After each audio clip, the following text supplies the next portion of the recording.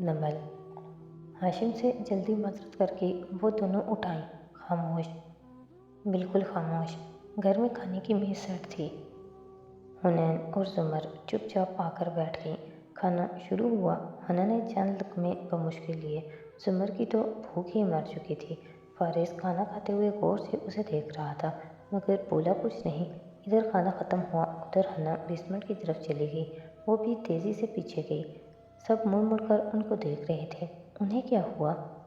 पहले ज़ुमर ने तहखाने का दरवाज़ा लॉक किया, फिर नीचे आई तो देखा हना इधर उधर चक्कर लगा रही थी।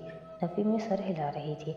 हुनैन, याद है मेरे निकाह वाले रोज़ सादी किसी हलीमा से उसके बॉस से मिलने की अपॉइंटमेंट ले रहा था। सारे शहर में एक हाशिम की सेक्रेटरी ही तो नहीं है ना हलीमा नाम की। हुनैन मानने को तैयार ना थी। ज़ुमर तेज़ नज़रों से उसे घूरती सामने आ खड़ी हुई। मगर सारे शहर में जिस हलीमा का बॉस तुम्हारे एग्ज़ाम में चीटिंग वाली बात जानता था, वो हाशिम ही था। हुनैन एकदम शल रह गई। देखो हन्ना, हाशिम हमें पहले दिन से कह रहा है कि वो शादी से उस शादी के बाद नहीं मिला। उसने किरण हमाद के जानने वालों की शादी का जिक्र किया, वो शादी जिस पे ज़ुमर ने मिसेज जवाहिरात से मदद मांगी थी। मगर हाशिम हमसे झूठ बोल रहा था, नुशरवान भी झूठ बोल रहा है। वो दोनों ज़रूर कुछ जानते हैं। कभी नहीं, वो कभी एग्ज़ाम वाली बात भाई को नहीं बताएंगे। वो नफ़ी में सर हिला रही थी। और भाई को हाशिम से मिलने के लिए अपॉइंटमेंट की क्या ज़रूरत है? भाई के कॉल रिकॉर्ड्स में भी आपके निकाह के दिन किसी को कॉल करने का रिकॉर्ड नहीं मिला था। हो सकता है वो कोई और सिम इस्तेमाल कर रहा हो। कुछ तो था इस मुलाकात में जो हाशिम ने उसे हमसे छुपाया। हाशिम हाशिम, बस कर दे पप्पो, वो एकदम चिल्लाई थी। हर वक्त हाशिम बुरा है कि गर्दान, क्या बिगाड़ा है उन्होंने आपका? ज़ुमर के आबरू गवारी से भिंचे। तुम्हारे दिमाग पे जो पट्टी चढ़ी है उसको उतार कर देखो तो नज़र आएगा। मुझे आपको वो सब बताना ही नहीं चाहिए था। पता था एक दिन आप मुझे यूं ही जज करेंगी। बेबसी से उसकी आंखों में आंसू आ गए। फिर आंखें रगड़ी। एकदम जहन में झमाका सा हुआ। वो नेकलेस जो भाई की जेब में किसी ने पार्टी वाले दिन डाला था, वो नेकलेस भाई की चीज़ों में नहीं था जब हम इधर आए थे। अगर वाकई भाई हाशिम से मिलने गया था तो हो सकता है वो वही वापस करने गया हो। क्या बताते हाशिम हमें? चोरीशुदा नेकलेस वापस करने आया था शादी। उनको लगा होगा कि हम गलत समझेंगे, सो भाई की इज्जत रखी। वो ज़ुमर से ज़्यादा खुद को तसल्ली दे रही थी। तो फिर शादी की कौन सी इज्जत रखने के लिए हाशिम ने उसको एग्ज़ाम वाली बात बताई? एकदम हन्ना की आंखों में गुस्सा दर आया। उन्होंने कुछ नहीं बताया होगा, मैं कभी यकीन नहीं कर सकती। मगर आप तो मुझे जज करेंगी ना अब? ठीक है, सारी अकल आप में है, मैं अंधी सही। ज़ुमर पैर पटक कर मुड़ी और सीढ़ियाँ चढ़ने लगी। हुनैन गहरे गहरे सांस लेती वहीं कुर्सी पर बैठ गई। उसकी रंगत उड़ चुकी थी और हाथ पैरों में जान नहीं थी, मगर गर्दन नफ़ी में हिल रही थी। मैं कभी यकीन नहीं करूँगी। ज़ुमर अपने बुक्स अपने पास रखें। कभी उनको फारिस मामू कातिल लगते हैं, कभी हाशिम। उसने मोबाइल उठाया और स्क्रीन रोशन की। हाशिम का आखिरी पैगाम, कैन आई कॉल यू? 1.5 माह पहले आया था। पूरा अगस्त दोनों की कोई बात नहीं हुई। अभी फिर उसका मैसेज आया। ज़ुमर जानती है कि तुम मुझसे बात करती हो? उसने पूछा। मैं तो पिछले 7 सालों से आपसे बात करती आई हूँ, इसमें छुपाने वाली क्या बात है? वो बेज़ाहिर हैरान हुई, मगर जहन मज़ीद उलझता जा रहा था। मगर वो बात करती गई। ज़ुमर ऊपर कमरे में आकर बैठी तो शदीद गुस्से में थी। वो सोफे पे बैठा सेल फोन पे कुछ टाइप कर रहा था। नज़र उठाकर उसे देखा। मैं सुन रहा हूँ। वो चौंक कर फारिस को देखने लगी। क्या? वही जो आप कहना चाहती हैं, बताइए क्या मसला है? और उस एक लम्हे में ज़ुमर को लगा, अगर कोई एक शख्स था जो वाकई तहम्मुल से उसकी सारी बात सुनने को तैयार था, वो उसकी तरफ घूमी। तुमने कोई इतना अंधा इंसान देखा है कभी, जिसके सामने 1000 सबूत ला कर रखो तब भी वो ना माने? फरिस ने नज़र उठाकर सर से पैर तक ज़ुमर को देखा। जी, देखा है, ज़ुमर गौर किए बिना कह रही थी। लोग इतने अंधे क्यों हो जाते हैं कि ना बात सुने ना समझे, क्योंकि उनके इमोशंस इन्वॉल्व होते हैं। ज़ुमर बिल्कुल चुप हो गई, फिर सर झटक कर रुख फेर लिया। वो चंद लम्हे उसको देखता रहा। आप और हना बेसमेंट में क्यों गई थी? ज़ुमर के पास जवाब तैयार था, हुनैन से कहा था एक क्लाइंट के लिए कुछ काम करने को दो, वही देख रही थी। उसे पता था जुमर झूठ नहीं बोलती, सो मुतमईन हो गया, मगर वो खुद शदीद गैर मुतमईन थी और इस में दराज में रखा किचन उसके जहन से यकसर महव हो चुका था। नीचे तहखाने में बैठी हुनैन मोबाइल पर टाइप कर रही थी। Okay good night. फ़ोन रखा तो खमर का असर हवा होने लगा। सुकून ख़त्म हो गया। वो तो ज़ख्म पे सिर्फ बर्फ़ की डली रखी रही थी। इधर बर्फ़ पिघली, इधर जलन फिर से शुरू हो गई।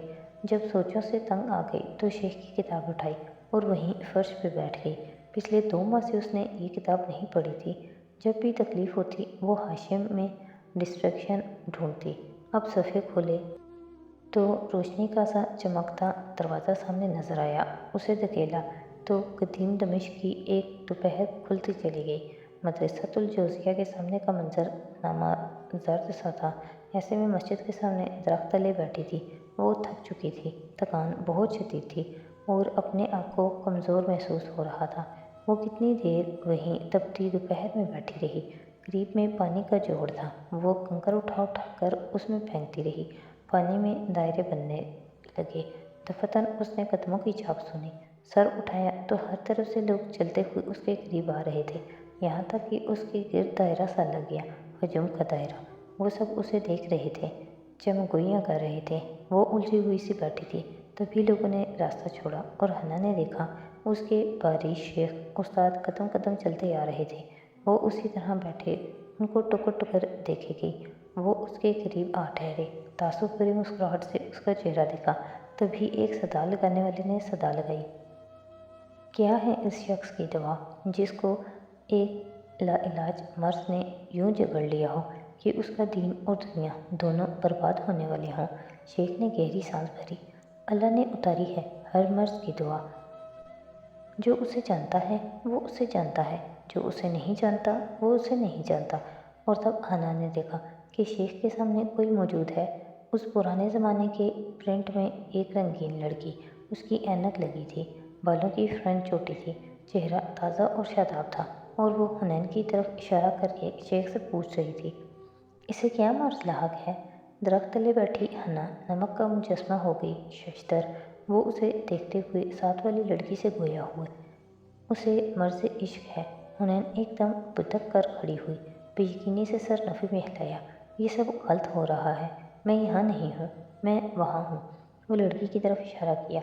यहाँ यहाँ तो वो बैठा होता है, वो लावर कमज़ोर हड्डियों का पिंजरा, वो बीमार शख्स। मुझे मुझे कोई बीमारी नहीं, मैं ठीक हूँ। दोनों बाजू सीने पर फैलाए वह वहशियत से कह रही थी। फिर कदम बढ़ाए तो जोहड़ किनारे जंजीर पा हुई। पानी में अपना अक्स झिलमिलाया। वो डल, कमज़ोर और बेरौनक चेहरे वाली कहीं खोई खोई सी लड़की, वो वाकई उसका चेहरा था। उसने बेयकीनी से नफ़ी में सर हिलाया। वो उसके करीब आ खड़े हुए। इलाज के लिए ज़रूरी है कि मरीज़ को अपने मर्ज़ का इदराक भी हो। वो खुद सेहतयाब होना चाहे, तभी हो सकता है। क्या तुम ठीक होना चाहती हो? हुनैन का गोया दिल ही टूट गया। अपने अक्स को देखते हुए वो ज़मीन पर बैठती चली गई। आंसू उसकी आंखों से रवां थे। ये मैं नहीं हूँ, ये मैं नहीं हो सकती। हाथ मुट्ठी पे रखे वो रोने लगी थी। मैं इस बीमार शख्स जैसी नहीं बनना चाहती। मैं क्या करूँ शेख? वो पंजों के बल उसके साथ बैठे। मेरे पास तुम्हारे मर्ज़ का इलाज है, उसके लिए तुम्हें मेरे साथ चलना होगा, वो नरमी से कह रहे थे। दवाई शाफी के सफ़र पे तुम चलोगी लड़की? हुनैन ने किताब बंद की तो आंखों से आंसू गिर रहे थे। नफ़ी में सर हिलाते उसने आंखें रगड़ी। मुझे कोई मर्ज़ नहीं है, मैं ठीक हूँ, मुझे नहीं पढ़ना इस किताब को। उसने घुटनों में सर दे दिया। बर्फ़ की डली लगाना ज़ख्म पे मरहम लगाने से ज़्यादा आसान था। वो सुबह चमकीली और गर्म तलू हुई थी।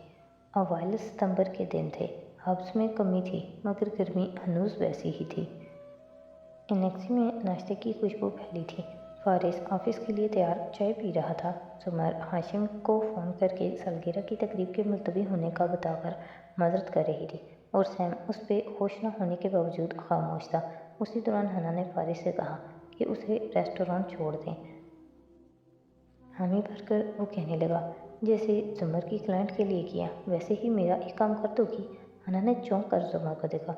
जुम्मन ने बज़ाहिर इत्मीनान से फ़ोन रखा और उधर आई।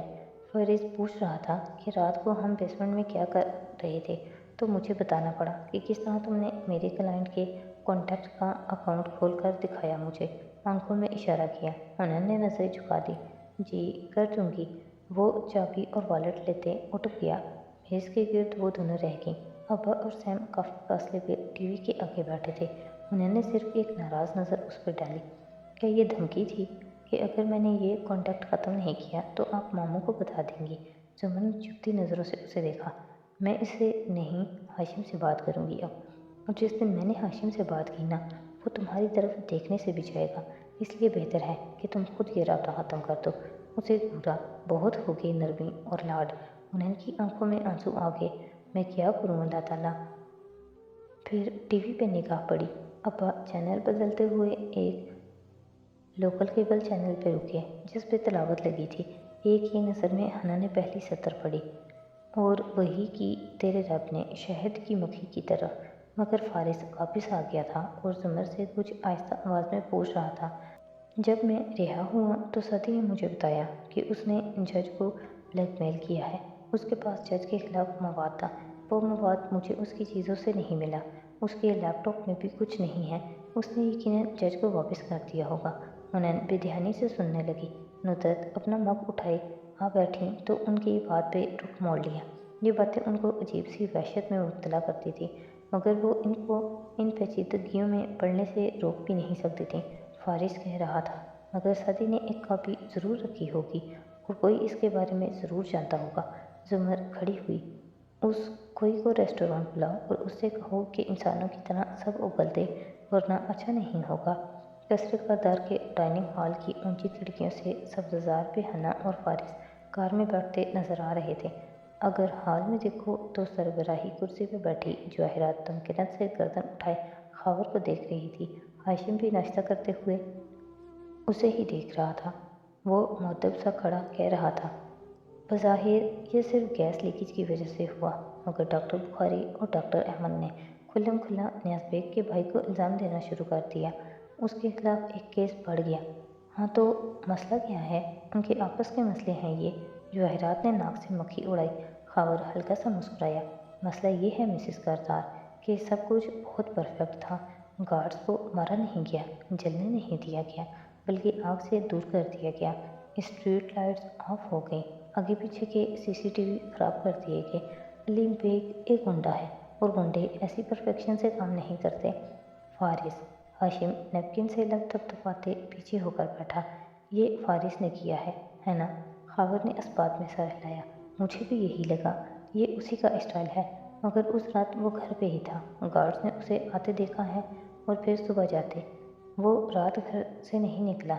यही बात मुझे समझ नहीं आई। हो सकता है उसने किसी और के ज़रिए ये काम करवाया हो। बहरहाल मैं पता कर रहा हूँ। वो चला गया तो नौशरवान आता दिखाई दिया। नींद से भरी आंखें और सुस्त अंदाज। कुर्सी पे ढैस आ गया। ज़रा हवास बेदार हुए तो गुफ्तगू की तरफ तवज्जो की। जवाहिरात फिक्रमंदी से कह रही थी, उस डॉक्टर ने फारिस के खिलाफ गवाही दी थी। उसके शोहर ने शादी को गायब करवाया। यकीनन फारिस ने उनसे बदला लिया है। ज़रूरी नहीं है ये उसने किया भी हो। वो अभी जेल से आया है, मज़ीद ट्रबल अफोर्ड नहीं कर सकता। हाशिम पुरयकीन नहीं था। फिर शेरी को देखा जो अपने नाश्ते को ढका शीशे का कवर उतार रहा था। हाशिम मुस्कुराया। यानी नौशरवान करदार आज ऑफिस वक्त पे आएंगे? शेरू ने जमाई रुकते हुए इस्पात में गर्दन हिलाई। लेकिन शादी फिर हमारे लाजमी काम आएगा। शर्त याद दिलवाई। बिल्कुल, मैं 3-4 दिन तक जाऊंगा उससे मिलने। जो तफसीलात चाहिए वो लेकर ही आऊँगा। सेल फोन उठाते हुए वो उठ खड़ा हुआ। जवाहिरात ने फिक्रमंदी से उसे देखा। तुम शादी से छुटकारा हासिल कर लो हाशिम, वो तुम्हें नुकसान देगा। कुछ नहीं कर सकता वो। बेनियाजी से सर झटकते वो बाहर की तरफ बढ़ गया। चले। हना कार में आकर बैठी तो फारिस कॉल पे किसी से बात कर रहा था। सर हिलाकर फ़ोन रखा। हम एक जगह से होकर रेस्टोरेंट जाएंगे। गेस करो किससे कॉल करके मिलने की ख्वाहिश जाहिर की है। उसके अल्फाज पे हना चौंकी थी। जिस वक्त वो दोनों रेस्टोरेंट की तरफ जाती, सड़क पे गामजन थे। कचरे करदार की चारदीवारी के साथ खावत मुहतात नज़रों से दीवार को देखता आगे बढ़ रहा था। दीवार का वो हिस्सा था जो फारिस की नक्शी के अकब में था। उसके पीछे सड़क थी। आंखें सुकेड़ कर देखता वो एक जगह रुका। यहाँ एक लोहे का दरवाज़ा था जो ज़मानों से बंद पड़ा था। उस पर पुराना ताला लगा था। उस जगह गार्ड्स नहीं थे, ना कैमरे। खबर कुछ देर मुतज़ब्ज़ब सा उसे देखता रहा, फिर झुक कर ताले को छुआ। लबों पे मुस्कुराहट उभरी।